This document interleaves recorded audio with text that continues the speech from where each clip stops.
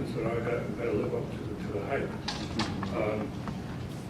I'm going to try to give you a bit of a mix of three things. I'm trying to entertain you because you ought to come away with a good feeling. I'm going to try to give you a lesson in history, and I'm going to try to give you a little bit of a glimpse into what it means to work undercover. And I'm going to try to do all of that in 45 minutes.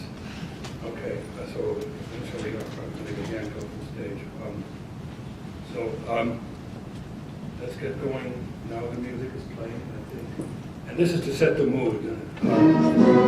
This is a propaganda movie that sort of depicts the Russian Revolution, which happened about close to 100 years ago, 99 and a half years ago. But I'm trying to tell you here, without that event, I would not be here talking to you. That's my roots. And this is agitprop at its finest. Even today, it makes me want to join the revolution. It makes me want to get on the barricades and help to defeat the evil capitalists. The music is inspiring. The pictures are inspiring. And so that's what this does to me, to my psyche. And of course, there's my hero, who's coming up in a second, who is Vladimir Lenin, who led this whole outfit in the endeavor. Lenin, and this is, by the way, this is Trotsky, his sidekick, who was killed by Stalin.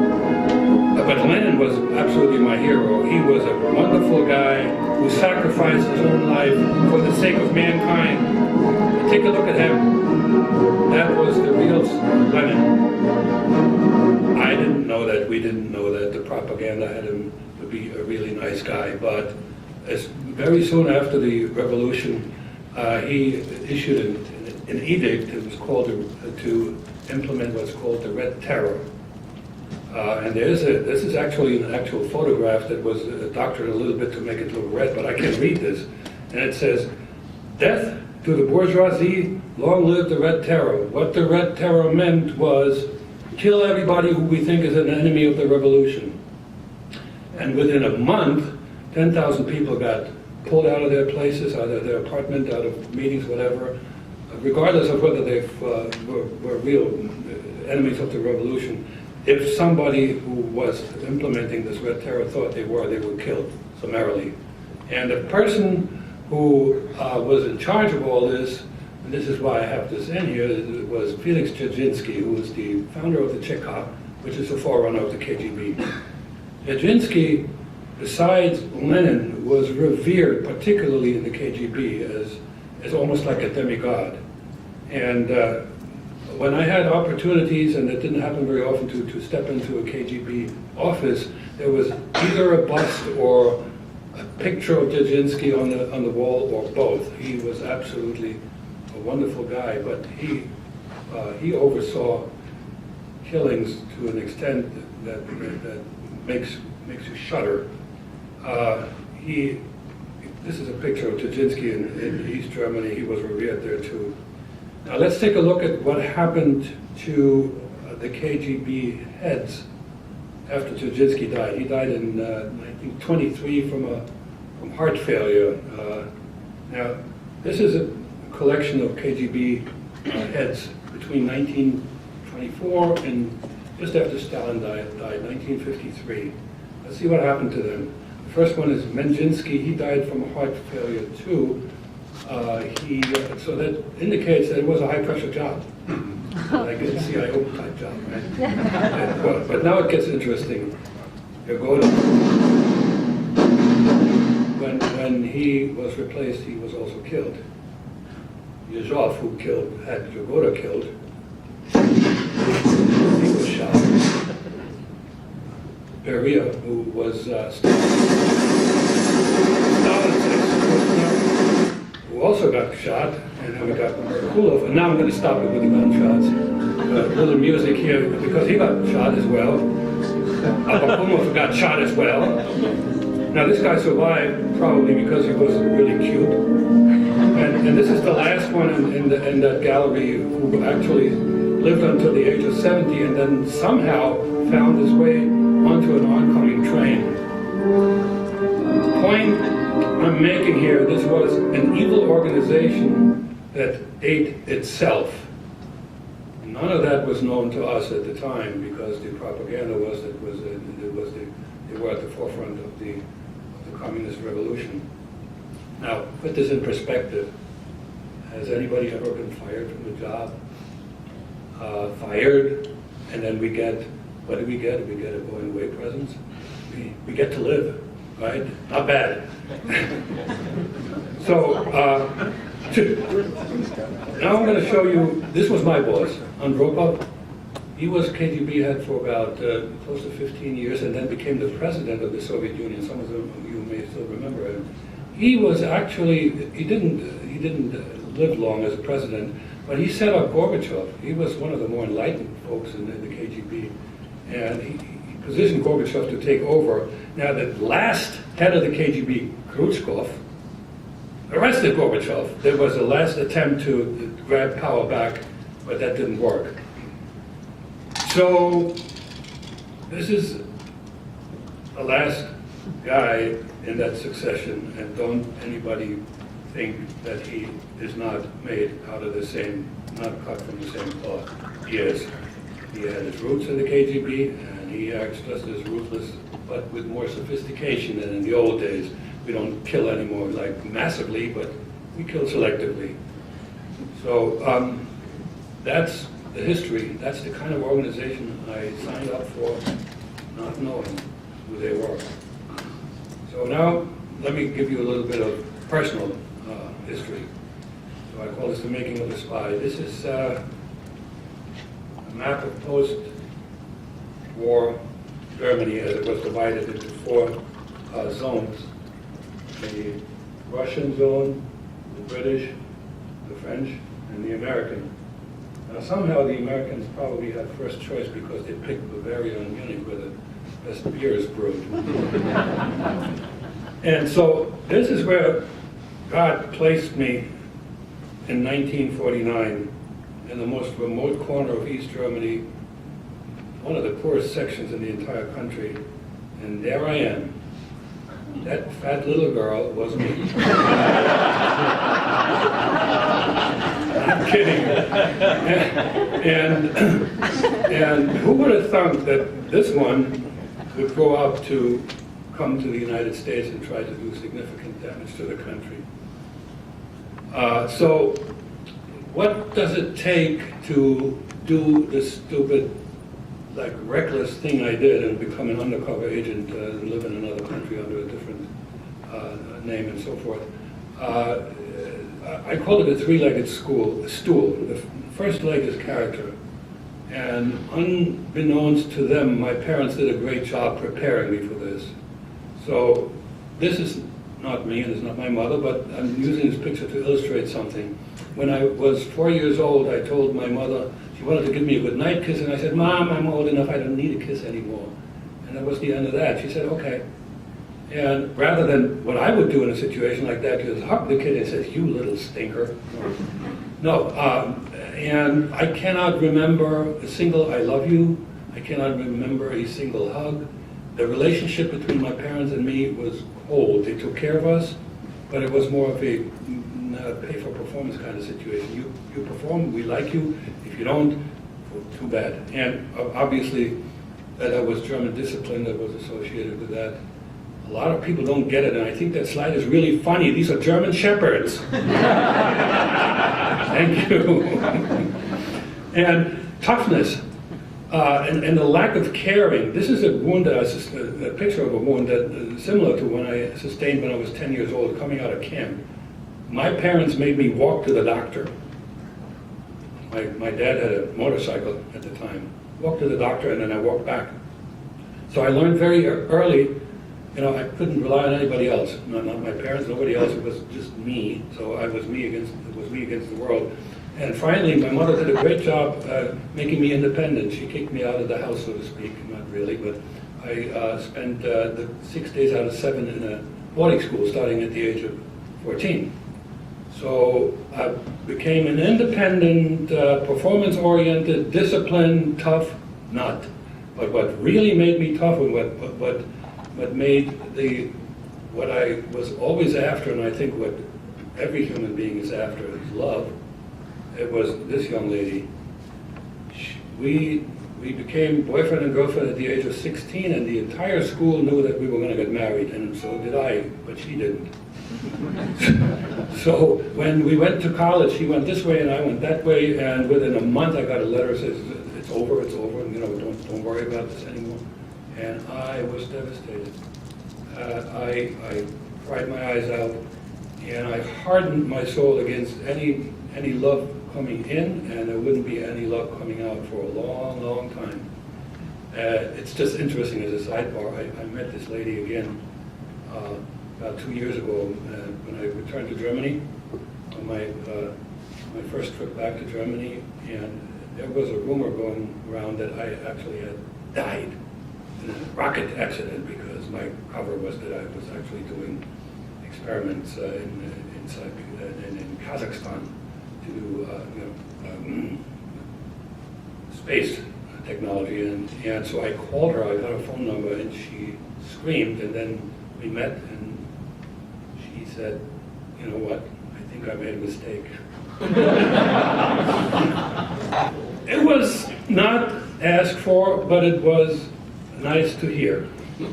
But anyway, so here I am, toughened up and prepared. Now, the second leg of the stool is what I call ideology. My very first childhood memory, not the picture. I'm only playing this because, I have the ability to show a picture. Anybody know who that is? What that is? Any guess? Correct. This is Stalin's funeral.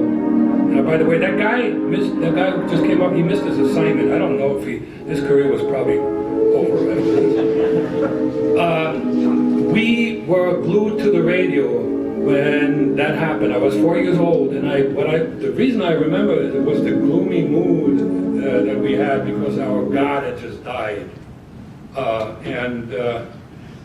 It was also the music, because I'm very sensitive to music, and I remember that this is Chopin's funeral march. And of course, I'm going to go past this one. The background is the East German national anthem. For those who are old enough, they may have heard it in some Olympics because it played a lot. Doping. But what I'm showing here is a whole bunch of organizations that you almost had no choice but joining. The Young Pioneers, the Young Communist Youth, the Soviet German Friendship Organization, the unions, everybody, including the party and the mass media, everybody bombarded you with the same ideology that communism is the way to go. Communism is fundamentally the future of mankind, and it's scientific. What do you do if the whole world tells you that the moon is made out of cheese? You believe that the moon's made out of cheese, and that's where I was. Now, to really seal the deal, and I apologize for the graphic nature of these pictures, but they have to be shown to explain to you why I became such an ardent communist.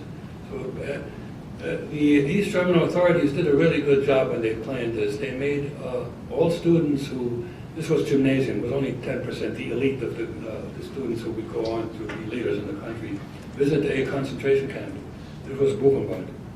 And we saw those pictures, and we saw other things. We saw lampshades made out of human skin.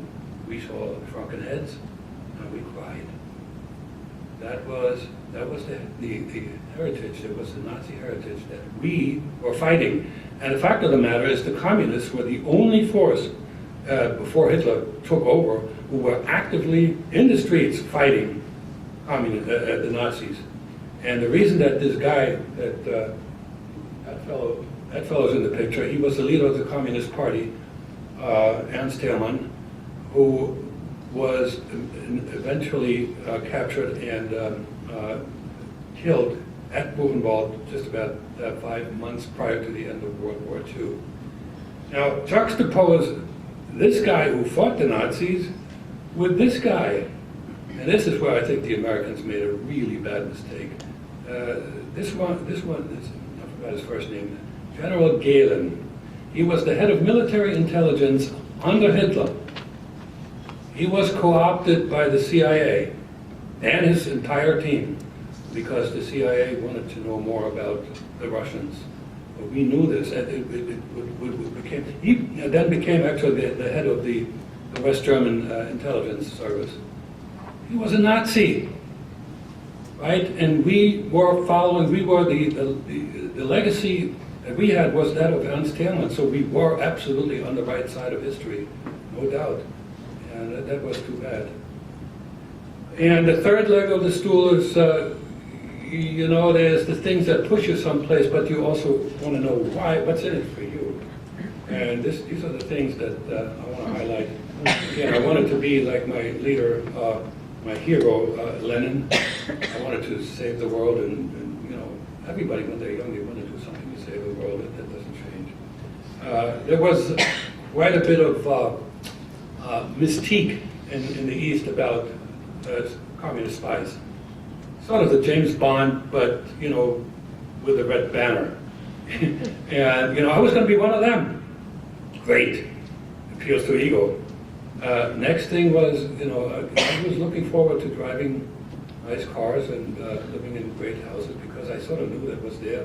But what I was mostly looking forward to was eating bananas and oranges on a daily basis because in the East we got them maybe once a year at Christmas time. And lastly, I was looking forward to traveling a lot. Germans like to travel. And I knew I was going to be able to do that.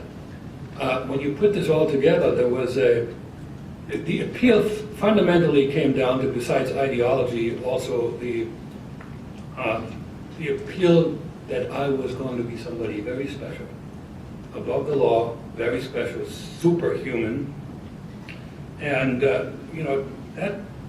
that is very appealing to a 25-year-old with a huge ego. A fellow spy who was really very effective, a British fellow, Kim Philby, is quoted as having said, "You don't think twice about joining an elite organization when asked." So I thought about it, and by the way, money was never offered. That was not a big deal. I thought about it, and I had a decision to make. The decision was, do I stay on my career path? This is actually a picture of the auditorium where I saw myself teaching. I was already an employee and was teaching in small classrooms. I was on a path to become a tenured professor, who in Europe there are far fewer than here, and they are treated extremely well still today. And then I had the ultimate career path, and to be one of those guys. The one on the left is Richard Zorge, who did some significant spying for Stalin in Japan. And the one on the other side is Colonel Abel, who, anybody who has seen The Bridge of Spies, that's the spy who was in that movie, like superheroes, and ultimately I couldn't resist, so I signed up. Now I'm going to give you a little bit of an idea what it was like, what I was trained in. So we're starting out with, I'm probably one of the best trained agents the KGB ever had, because when my training was finished after 2 years in Berlin, which was all one-on-one, no classroom setting, I was then sent to Moscow to learn English because it was determined that I had the capability, and they had a dream to, rather than send somebody to West Germany where the Stasi had already a couple of thousand agents, they figured, the United States would be a much better target. So I spent another 2 years in Moscow to learn English. And the other things I learned is, for some reason, the fellow in the back looks like the pastor of my last church. I'm talking about surveillance detection. So what does that mean? You want to find out whether somebody's following you.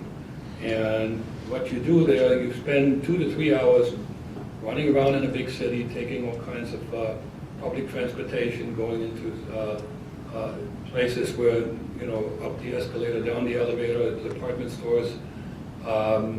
You also turn corners, and my favorite spot was when I turned a corner and there was a phone booth that was pointing, the telephone was pointing that way. So anybody who was following me would have to, would be known. They wouldn't know that I stopped. And the bottom line is that if you saw the same face twice, you knew you were under observation. A lot of training in Moscow, and all my practice runs, and I was against the elite. I beat them every time. It was me 10 and the others 0, and this was a competition, because they had to write a report too. So that was part of it. It was a lot of time was spent on that. Listen to this. Excuse me, are you waiting for Susan Green? That's a funny. Yes, you must be David. Okay, this is depicting a meeting. I had several meetings, none of them in the United States, but in third countries, to get money, passport, ticket. Every time I went back to Moscow, there was a stop in between. And these meetings were interesting in that when you show up, you knew exactly who the other guy was. Those code words were never necessary. And by the way, sometimes I met somebody in Finland who didn't speak Russian, and they really butchered this. So I said, I know who you are. And the next one is called dead drop operations, and I chose this picture to give you an idea of what I was looking for. A dead drop operation is an asynchronous handing over of material. You put something, either money, a passport, or a microfilm, or whatever you want to hand over into a container that looks like nobody wants to touch it, and animals don't want to sniff it. Oil cans, rocks artificially constructed, and put it someplace for somebody else to pick it up. I can't go into the entire protocol, but this is a perfect spot. If I would have come up from the back here, right now here I'm in a dead zone. Even if I am followed, I would make sure that I wasn't, but God forbid I missed it. I'm a dead zone. Nobody sees what I'm doing here. I drop the container in here and go on. This is not only a perfect spot with regard to the dead zone, but it's easy to find and easy to describe. I performed about 8 or 9 of those, and they all went pretty well except for the very last one. And now I just want to go I'm going to go faster. I'm not going to go much into detail here. Anybody been to the Spy Museum in Washington, D.C.? You've seen all the gadgets, the hollowed hills, and the secret compartments, and the cameras, and the secret. I use none of those. Now, partially because, if I had a choice, I said, no, I'm not going to take this, I'm not going to take that, I'm not going to take notes. I keep everything in my head. I went with the minimum of things that could actually be used as evidence that I was spying. And the only 2 things that you see here are the very first one, which is called a one-time pad, which contains groups of 5 that were used to encrypt and decrypt, and the contact paper for secret writing. But both of them were so well hidden that it would have been really hard to even know. They weren't commercially available things. The next thing is a commercially available shortwave radio, which I use for getting instructions from the KGB center. And the last thing is a letter. Essentially, what I'm trying to say here, communication was, I got once a week radio transmissions, and once every month or so I was able to respond with a letter in secret writing. So the communication cycle, this was snail mail, was about a month, which required me to make a lot of decisions on my own. I learned that, and I got into the habit, and I didn't really stop when I entered corporate management. That sometimes didn't play too well. The decision was good or not didn't matter. I had to, ask more people to buy into this, but I was wired in that way. Now, one other thing I want to mention, which is sort of interesting, is partially name dropping and partially gives you an idea of what's going on with Russia nowadays. These 2 fellows are Morris and Lana Cohen. They were arguably more effective atomic spies in the late 40s, early 50s than the Rosenbergs, who were executed for being atomic spies. these two fellows, particularly she smuggled out sketches and information that allowed, that she was given to Ted Hall, was the physicist who worked in Los Alamos, that allowed the Russians to build their nuclear weapon 3 or 4 years prior to what they would have done on their own. Now, and I worked with them in Moscow. They provided me with one-on-one training and moral support and all that, and they were believers in the cause until the very end. Very, very nice people. But, you know, if they had been caught, they got away. They would have been probably also executed. They wound up back in Great Britain to do some more spying and were caught there, did 8 years in jail, and were eventually exchanged. So as I said, I worked with them, but interesting, when I did my research and I looked back, I found this. These stamps were issued by the Russian Republic, not by the Soviet Union. They were honored, or are still being honored, as patriots for the Russian cause. And it gives you an understanding of what, you know, how the Russian Republic regards itself fundamentally as a successor to the Soviet Union. And if you want to know about, you know, what I think Putin wants to do, he wants to rebuild the Russian Empire. There's no doubt. Okay, so now I'm going to a spy in action scene, and this is just interesting because it depicts the route I took when I was first infiltrated in the United States. It was a zigzag, if there ever was one. Okay, so there was a flight from Moscow to Belgrade, and that night I bought a ticket and boarded a train to Vienna. Now, I couldn't get a first class ticket, and at that time I still had close to $10,000 in my pocket, the equivalent of almost $40,000 today. Distributed to various pockets. I couldn't get a first class ticket, and I shared a compartment with a number of rather strange looking and smelling individuals. So I was sitting there the entire night, holding on to my body so nobody could stick their hands into my pockets, reading a book. That was probably the worst trip I ever took. I got there to Vienna in one piece, met a resident agent there, exchanged one German passport, false passport, for another one, and then booked a train trip to Italy, where I met Rome, where I met at the north wall of the Vatican at night. I had another meeting, and I got a Canadian passport, and I handed back the German passport, and with that Canadian passport, eventually via Mexico City. So it was over in Italy via Mexico City, which there was a stopover in Madrid. I then wound up in Chicago. Now, I bought a ticket to go to Toronto because the passport that I used had me live in Toronto, but there was a stopover in Chicago, and I deplaned there. And the first night I just stayed at a Hilton, but this is when I then made my first really bad mistake based on ignorance.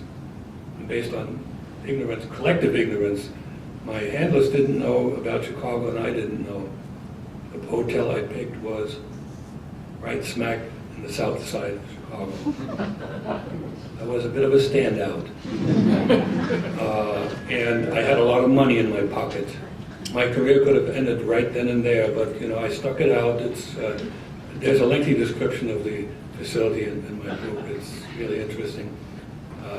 And the next day I went someplace else, and so I went on to New York City and started, you know, a lengthy plan to gain valid American documentation, because all I had on me was the American birth certificate of Jack Barsky, who was, as a child, he died at the age of 11, and that was typical. Russians did this all the time. You know, use somebody else's birth certificate and parlay this into a valid ID.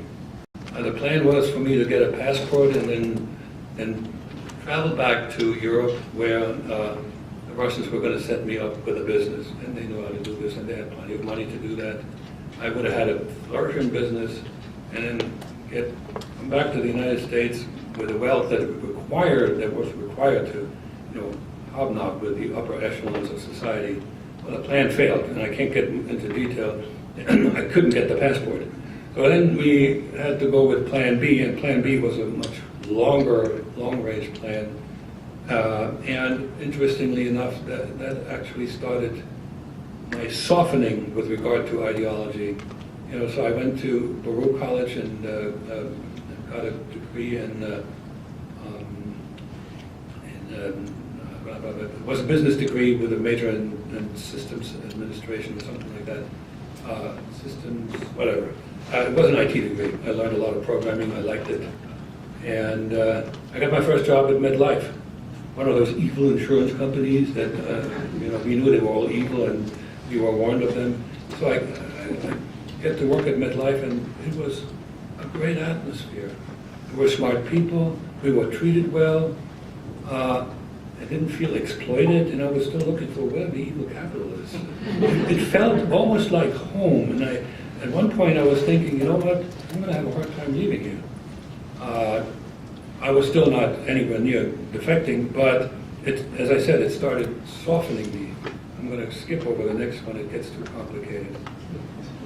It really does, because people ask me, so what did you do and what did you accomplish? And it's murky because you never know. In that world, when you issue a report or you describe an individual who could be recruited, you never know what they did with it. It's all part of strict conspiracy. You were totally in isolation. As a matter of fact, I don't think I knew anybody that I met, my KGB handlers, by their real name. We would use names and we knew that they were fake.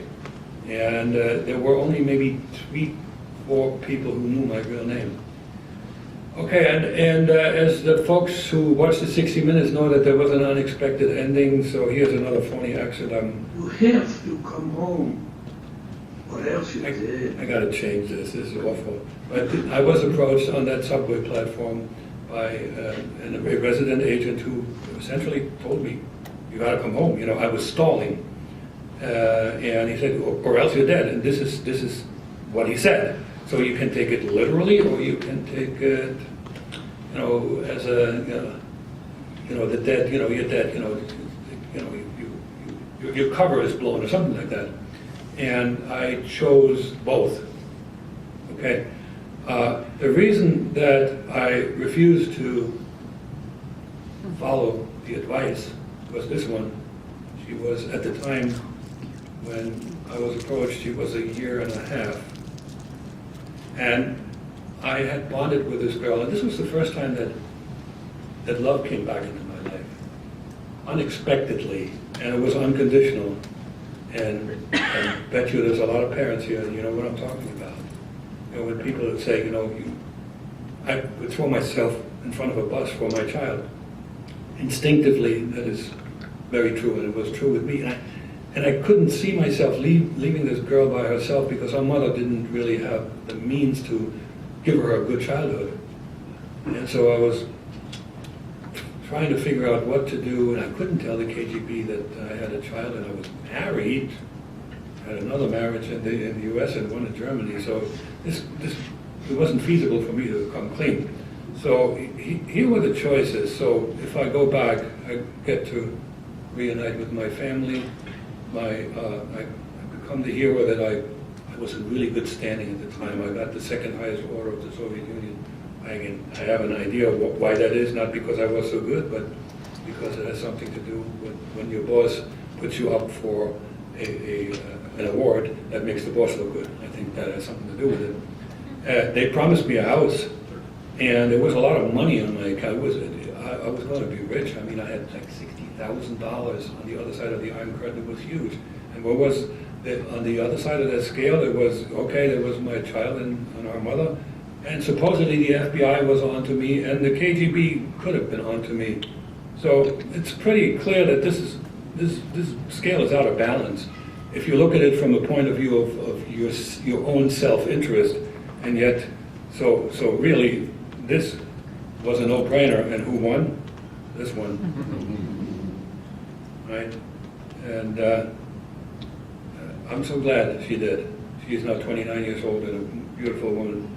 And at that time, I told I got away with the biggest lie ever. That I told in secret writing, I told the KGB that I had contracted AIDS and I shouldn't go back, and they bought it. I know that they bought it because they gave my German family all the money that was saved on my account. By the way, which he just used about a year ago as a down payment for his house. So, in a sense, that made me real happy because I deserted him, but we have a good relationship now, and to the extent I could, I even took care of him from a distance. I resigned myself to the fact that I would just live out my life in the country and be a good programmer and maybe even become a manager one day, and never ever go see Germany again, because after my failure to get a passport, I didn't want to go near the State Department again. Well, unfortunately or fortunately, that changed I forgot exactly the year, but a defector from who used to be the archivist at the KGB, Vasily Mitrokin, he defected to England, and he came there with several suitcases full of notes that he had copied for years while being in the KGB. And on one of those notes there was Jack Barsky, and my captor, the FBI agent who worked my case, he said, well, if this had been John Smith, we wouldn't have found you, but there weren't too many Jack Barskys. So they found me. They found me. I was living a quiet life in eastern Pennsylvania, and this picture here is a picture of a toll crossing over the Delaware from New Jersey to Pennsylvania. This is where they caught up with me and introduced themselves, and then took me to this hotel this is an L-shaped hotel. They rented the entire wing, and the first debriefing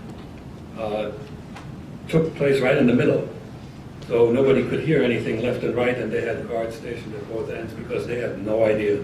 They still had no idea what my intentions were, whether I was, a sleeper, whether I was still a communist, and whether I might want to run. I came clean from day. I had no place to run, and so it turned out, after lengthy debriefing and passing a lie detector test and so forth, we became close friends.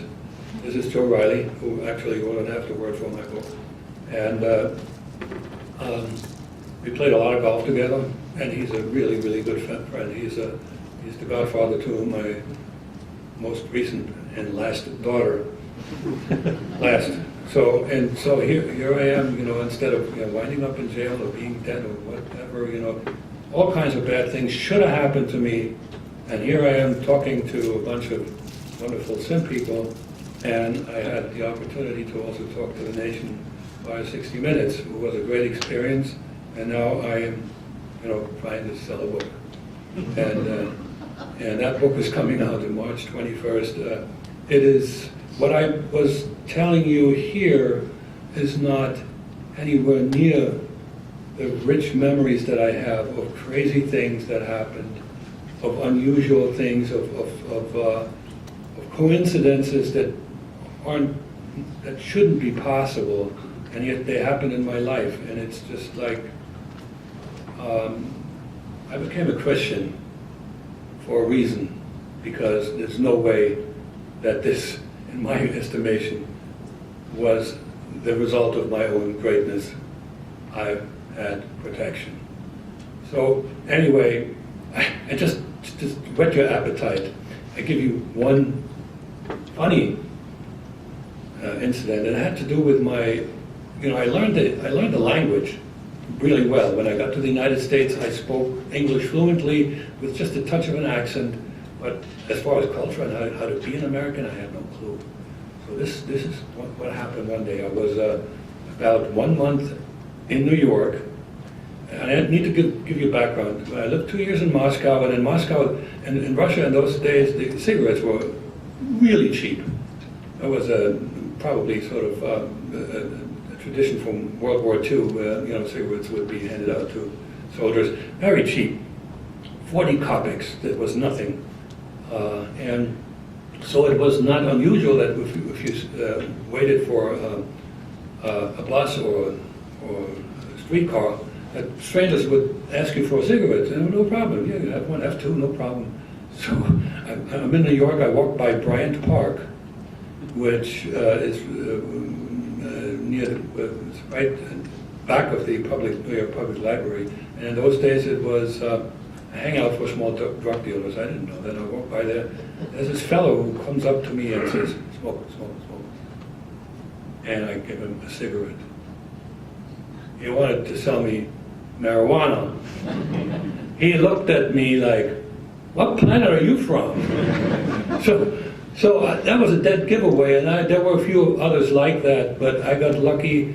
You know, I slowly learned these things, and I was very careful not to have close relationships early on, and not have close relationships with people who could ask all kinds of questions for which I didn't have any answers. I had a legend, you know, I could answer all kinds of questions, but it was, you know, it was only this deep.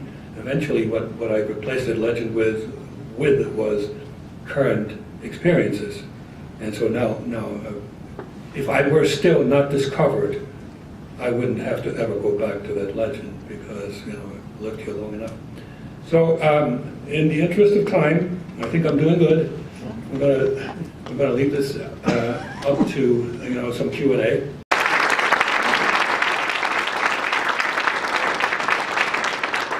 And for those who don't